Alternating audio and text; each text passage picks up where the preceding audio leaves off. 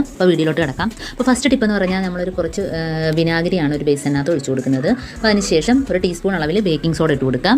ഇനി നമുക്ക് കുറച്ച് വെള്ളവും കൂടെ ഒഴിച്ചു കൊടുക്കാം. അപ്പോൾ എന്തുമാത്രം വൃത്തിയാക്കാനുണ്ടോ അതനുസരിച്ച് ഇതിൻ്റെ അളവൊക്കെ കൂട്ടുകയും കുറയ്ക്കുകയൊക്കെ ചെയ്യാം. അപ്പോൾ നമുക്ക് കിച്ചൺ എങ്ങനെ ക്ലീൻ ആക്കാം എന്നുള്ള ടിപ്സാണ് ഞാൻ ഇന്നിടുന്നത്. അപ്പോൾ നമുക്ക് ഈ വെള്ളത്തിൽ തന്നെ ഒന്ന് ടവലൊന്ന് മുക്കിയെടുക്കാം. എന്നിട്ട് ആദ്യമായിട്ട് നമ്മൾ തുടയ്ക്കാൻ പോകുന്നത് അപ്പോൾ നമ്മുടെ ഗ്യാസ് സ്റ്റൗ, അതേപോലെ തന്നെ ഇൻഡക്ഷൻ, ഓവൻ, ഇതെല്ലാം ആദ്യം വെള്ളത്തിൽ നമുക്കൊന്ന് തുടച്ചെടുക്കാം. അപ്പോൾ ബേസിന് മുക്കിയതിന് ശേഷം അപ്പോൾ ഫസ്റ്റ് നമുക്ക് ഇൻഡക്ഷൻ തുടയ്ക്കാം. നല്ലോണം പിഴിഞ്ഞിട്ട് വേണം തുടയ്ക്കാൻ.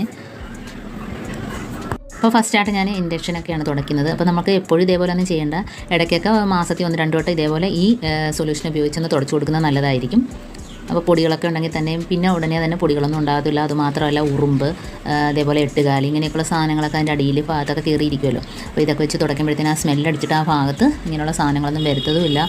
പ്രത്യേകിച്ച് ഈ ബേക്കിംഗ് സോഡയും കൂടെ ആകുമ്പോഴത്തേനും നല്ലൊരു ക്ലീനിങ്ങിന് പറ്റിയൊരു സാധനം കൂടാണ്. അപ്പോൾ അതേപോലെ തന്നെ നമ്മുടെ മിക്സിയുടെ ജാറ്, അതേപോലെ തന്നെ ഫ്ലാസ്ക്, ഇങ്ങനെയൊക്കെയുള്ള സാധനങ്ങൾ നമ്മളെപ്പോഴും ഉപയോഗിക്കാത്ത സാധനങ്ങളൊക്കെ ഉണ്ടെങ്കിൽ ഇതേപോലെ ഒന്ന് തുടച്ച് വൃത്തിയാക്കി വയ്ക്കുക. അപ്പോൾ രാത്രി നമ്മൾ കിച്ചണിലെ ജോലിയൊക്കെ കഴിഞ്ഞതിന് ശേഷം രാത്രി കിടക്കുന്നതിന് മുമ്പായിട്ട് ഇതെല്ലാം ഒന്ന് ക്ലീനിങ് ആക്കി വെക്കണം. കാരണം രാവിലെ എണീക്കുമ്പോൾ തന്നെ നമുക്ക് ഒരു പോസിറ്റീവ് എനർജി ആയിരിക്കും കിച്ചണിൽ കയറുമ്പം തന്നെ. അതെല്ലാം നമ്മൾ വൃത്തിയോടൊക്കെ ആക്കിയിട്ടാൽ നമുക്ക് രാവിലെ എണീക്കുമ്പോൾ തന്നെ ഇതെല്ലാം കാണുമ്പം തന്നെ നമുക്ക് എല്ലാം ഒരു ജോലി നടക്കത്തുമില്ല, ഭയങ്കര മടിയായിരിക്കും. അപ്പോൾ ഇതെല്ലാം നമുക്ക് ക്ലീൻ ആയിട്ടിരിക്കുമ്പോൾ നമുക്ക് രാവിലെ തന്നെ പെട്ടെന്ന് ഒതുങ്ങുകയും ചെയ്യും. അപ്പം നല്ലൊരു ഇതായിരിക്കും. ഉപയോഗിച്ച് തന്നെ മിക്സിയുടെ ജാർ, അതേപോലെ തന്നെ എന്ത് സാധനങ്ങളുണ്ടോ അതെല്ലാം ഇത് വെച്ച് തുടച്ച് എടുക്കാവുന്നതാണ്. ഗ്യാസ് അടുപ്പ്, അതേപോലെ തന്നെ കബോർഡ്, നമ്മൾ ഇടയ്ക്കൊക്കെ ഇതേപോലെ ചെയ്യുന്നതുകൊണ്ട് വലുതായിട്ട് പൊടിയും വഴുക്കൊന്നും കാണത്തില്ല. നമുക്ക് ഗ്യാസ് അടുപ്പ് തുടയ്ക്കാം. ഗ്യാസ് അടുപ്പൊക്കെ ഇതേ വെച്ച് തുടയ്ക്കുമ്പോൾ തന്നെ നമുക്കറിയാൻ പറ്റുന്നുണ്ടോ നല്ലതായിട്ട് വെട്ടിത്തിളങ്ങും. രാത്രി ആഹാരമൊക്കെ ഉണ്ടാക്കിയതിന് ശേഷം ഇതേപോലെ ഒന്ന് ക്ലീൻ ആക്കിയിട്ടാൽ രാവിലെ നമുക്ക് ഉറുമ്പോ ഒന്നും തന്നെ ആ ഭാഗത്തോട്ട് കാണത്തില്ല, പല്ലി, ഇങ്ങനെയുള്ള സാധനങ്ങളൊന്നും വരത്തില്ല. നമ്മുടെ അതിൻ്റെ ടൈൽസ്, കിച്ചണിലെ ടൈൽസ്, അതേപോലെ തന്നെ താഴത്തെ കബോർഡ്, ഇതെല്ലാം ഇതേ വെച്ച് തന്നെ തുടച്ചെടുക്കാം. ഇതെല്ലാം പണിയും കഴിഞ്ഞിട്ട് കണ്ടോ ഇതേപോലെയൊക്കെ ഒന്ന് ക്ലീൻ ആക്കി ഇടുക.